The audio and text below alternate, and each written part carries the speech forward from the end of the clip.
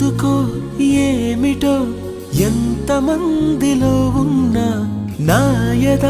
నీ జతే కోరుతుందిగా ఒంటరి దారిలో నాకు తోడువైనావు ఎన్నడూ నీడగా వెంట ఉండవా అరే కలలే నిజమైనాయి కనులే ఒకటై కలిపేస్తూ నీ చేయి